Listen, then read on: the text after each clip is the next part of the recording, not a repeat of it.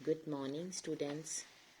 Today I am going to give a revision lecture for Plus 2 Arts Political Science, and the name of the chapter is Cold War and Non-Aligned Movement.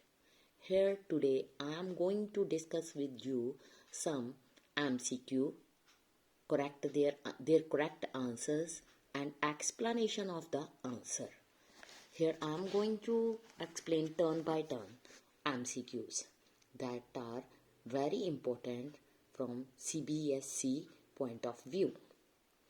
First question, high point of Cold War. यहाँ पर आपको 4 options provide की जाएंगी. Means Cuban missile crisis, atomic bomb attack on Hiroshima and Nagasaki, establishment of सीटो and सांटो, establishment of NATO. तो यहाँ पर जो करेक्ट आंसर होगा वो है option A, Cuban missile crisis. अगर इसकी एक्सप्लेनेशन हम प्रोवाइड करें, इट मीन्स जो क्यूबन मिसाइल क्राइसिस था was a dangerous confrontation between United States of Soviet republics, in which both of them came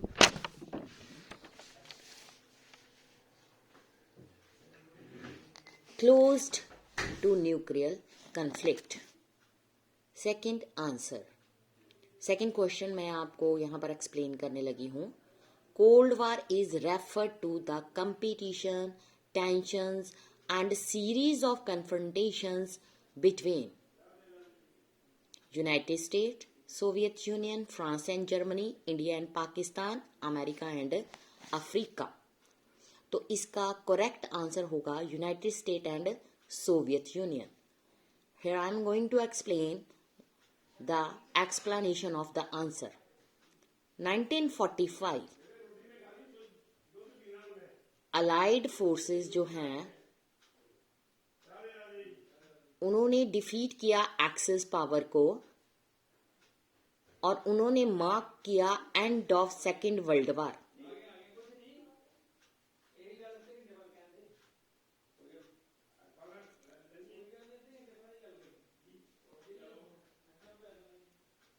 both super powers जो हैं indulged in cold war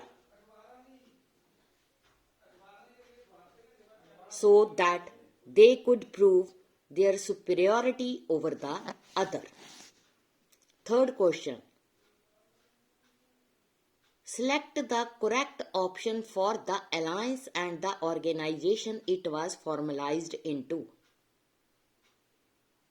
Eastern Alliance जो थे formalized into UNO, Western Alliance जो थे formalized into NATO, Central Alliances जो थे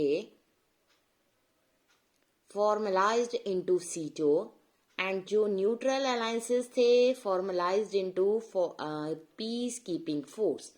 तो इसका जो करेक्ट आंसर होगा वो है बी.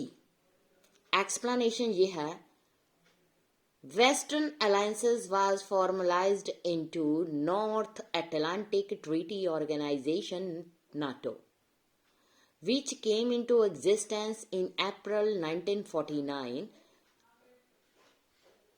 provide करने के लिए security against USSR. It was that association of 12 states which declared that armed attack on any one of them would be regarded as an attack of all of them. Which set of countries जो हैं belong to NATO group? यहाँ पर अलग अलग options हैं. A, Poland, Britain, Romania, USA, चेक Republic, France,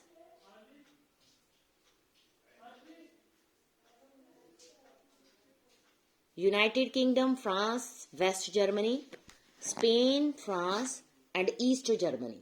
तो इसका करेक्ट आंसर होगा सी.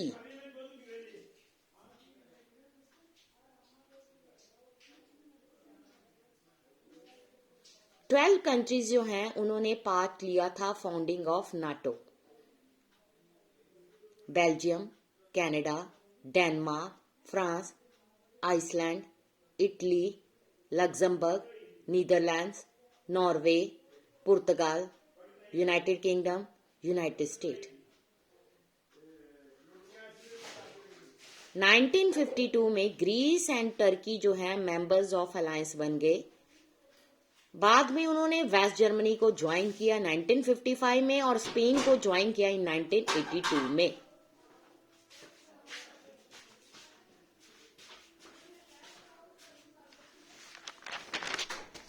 नेक्स्ट इसमें आएगा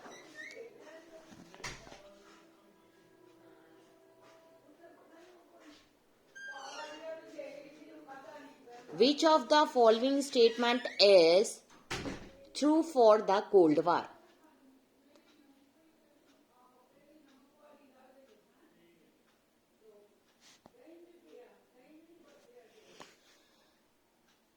जो टू सुपर पावर्स थी उन्होंने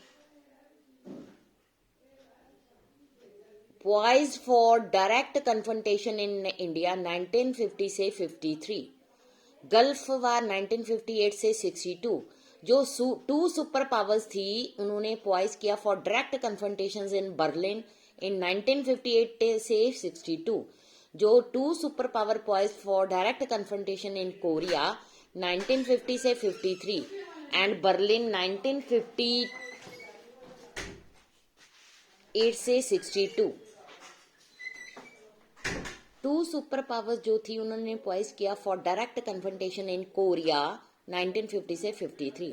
तो इसका जो ऑप्शन था वो सी ऑप्शन होगा, क्योंकि यहाँ पर एक्सप्लेनेशन इस तरह से है कि कोल्ड वार जो है उसने बहुत सारी शूटिंग वार्स में पार्टिसिपेट किया, but it is important note down that जो क्राइसिस और वार्स थे उनमें वर्ल्ड वार नहीं हो सकी। जो टू सुपर पावर जो थी उन्होंने डायरेक्ट कन्फ्रंटेशन में पार्टिसिपेट किया कोरिया में 1950 से 53, बर्लिन में 1958 से 62 और कॉन्गो में 1960 और बहुत सारे अदर प्लेसेस पर भी उन्होंने इसी तरह से कन्फ्रंटेशन को लीड किया। उसके बाद जो वर्सा पैक्ट था जिसको ईस्टर्न अलायंसेस ने क्रिएट किया था वो क्रिएट किया गया 1955 में एज जो वर्सा पैक्ट था उसको इस्टेब्लिश किया गया as a balance of power और counterweight to NATO. Which one of the following status is not correct about the non aligned movement? ये सजेस्ट किया गया कि जो न्यूली इंडिपेंडेंट कंट्रीज थी वीज टू उन्होंने stay out of alliances. India policy of non alignment वो जो था नाइदर नेगेटिव नॉर पैसिव, ठीक है। नॉन अलाइंड जो पोस्चर था इंडिया का उसने अपने इंटरेस्ट के लिए इसको सर्व किया। इंडिया जो है उसको प्रेज किया गया for singing the treaty of friendship with USSR to strengthen the name. तो इसका आंसर आएगा D as the name of non alignment was coined by Jawaharlal Nehru in 1954 speech in Colombo, Sri Lanka after independence. India did not want to part of these bloc led by USSR या USA, इसलिए उसने follow किया एक path को choose किया non compliance policy that is non aligned movement. Which of the following statement about the NIEO is false? Give the LDCs control over their natural resources, obtain access to Western market, reduce the cost of technology from Western countries, provide the developed countries with a greater role in international economic institution. Answer है D is correct. कारण क्या है? दो जो crucial M है NIEO का वो है इकोनॉमिक डेवलपमेंट को प्रमोट करना among the poor members through self-help and South cooperation. NIEO जो है intend to deal with the major problems of South जैसे कि बैलेंस ऑफ पेमेंट, डिसइक्विलिब्रियम, डेब्ट क्राइसिस, एक्सचेंज स्कैर्सिटी।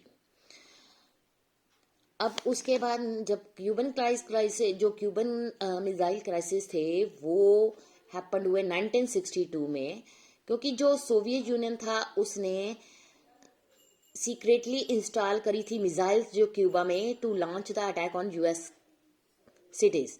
जो कन्फ्रंटेशन थी उसको फॉलो किया गया, जिसको क्यूबन मिसाइल क्राइसिस का नाम दिया गया, जिसमें कि जो 2 सुपर पावर्स थी ब्रिंक ऑफ वार के पास लाई गई before an agreement was reach to withdraw the missiles. Last question, when did the American become aware of weapon placed in Cuba by USSR? On the first day, 1 week later, 3 week later, none of the answer आएगा 3 week later। जब USSR ने missiles को Cuba में रखा which were very close to American mainland, तो 3 weeks later जो America था उसके U-2 स्पाई जो है plane secretly photographed nuclear missile sites being built by Soviet Union on the island of Cuba। आज मैंने 10 क्वेश्चन आपको एमसीक्यू की फॉर्म में करवाए हैं, नेक्स्ट मैं अगले टॉपिक में करवाऊंगी। Thank you students.